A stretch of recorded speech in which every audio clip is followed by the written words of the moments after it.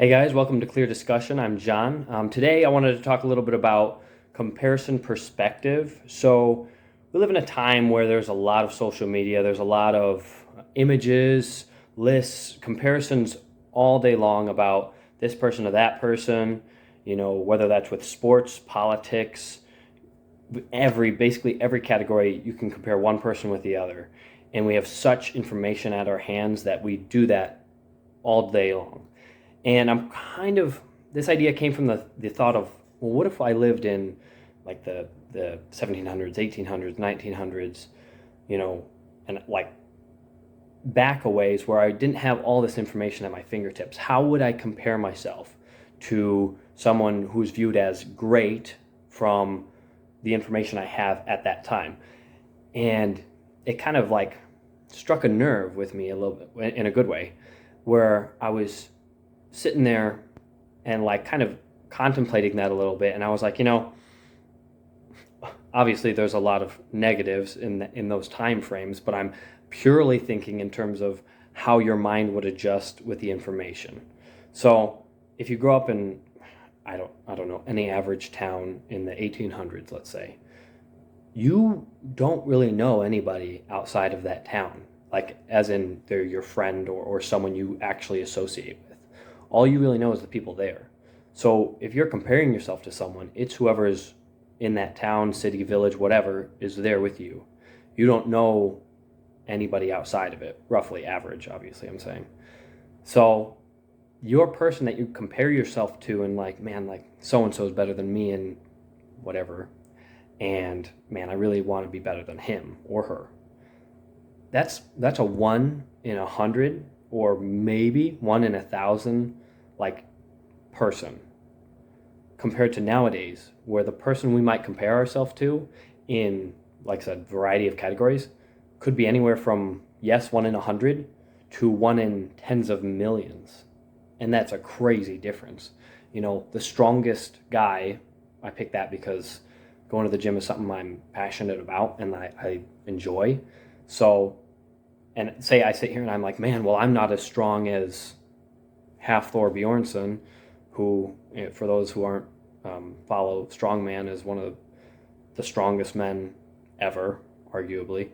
So if I'm sitting there comparing myself to him, well, obviously I look like a weakling, you know. So that perspective difference, because the information I have now is huge.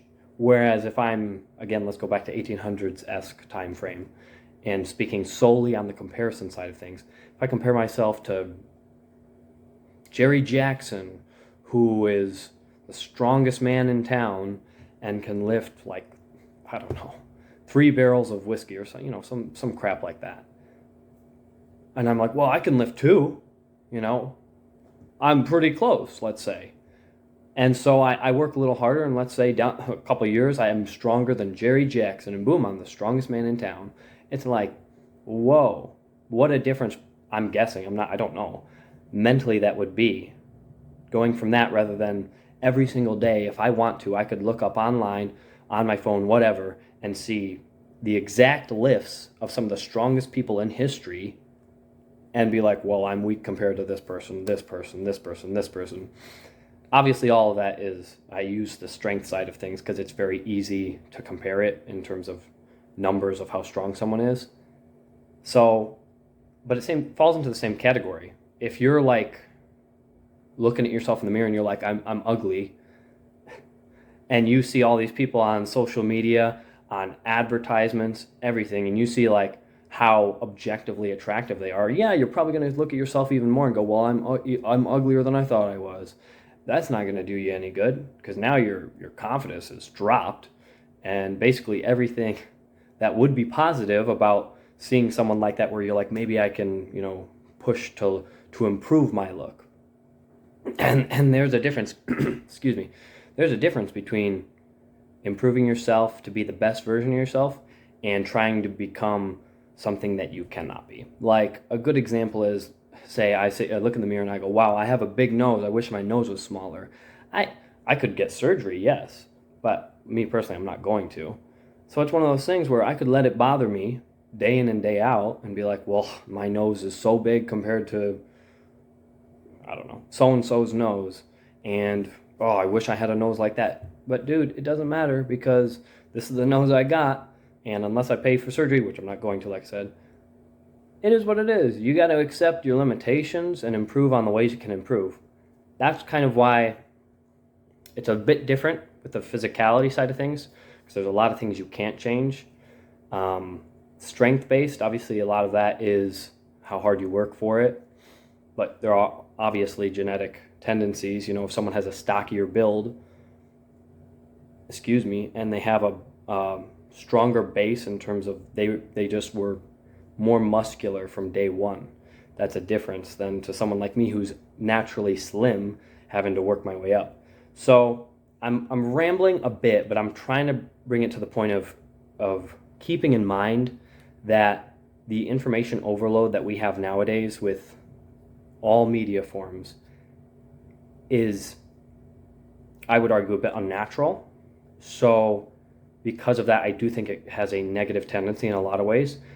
Yes, there are some good side effects, like if you see someone who has very bad starting like standpoint, so from a lifting side of things, if they start with a very slim build or they're very overweight and they have worked to get a much like healthier body, then that's very satisfying to see as someone on the outside looking in. You're like, wow, good for that person. I wish I could do that. And in some cases, you use that as motivation. What I'm saying and trying to relay is most of the time, I think we use the negative side of those things rather than the positive.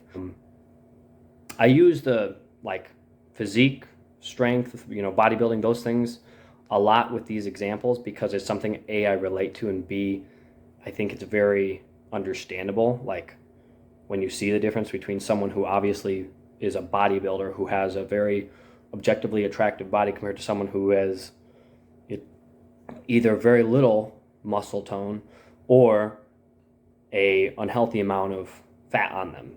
Those comparisons are easy to see because they're visual. We can see them.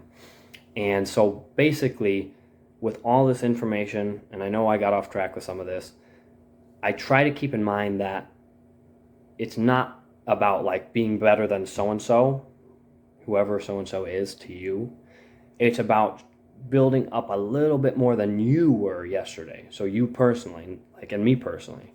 So I'm going to try to be a little bit better, and I'm going to look back and go, wow, look at the improvement I made to myself, and when it's weightlifting, going to the gym, it's easy to see. You see the physical differences, and if you take pictures or do like measurements of your arms, you can write down and see the actual difference of what you used to be compared to what you are now. So that side of things, it's very, can be very motivating because you can see the difference, as long as you stick to it.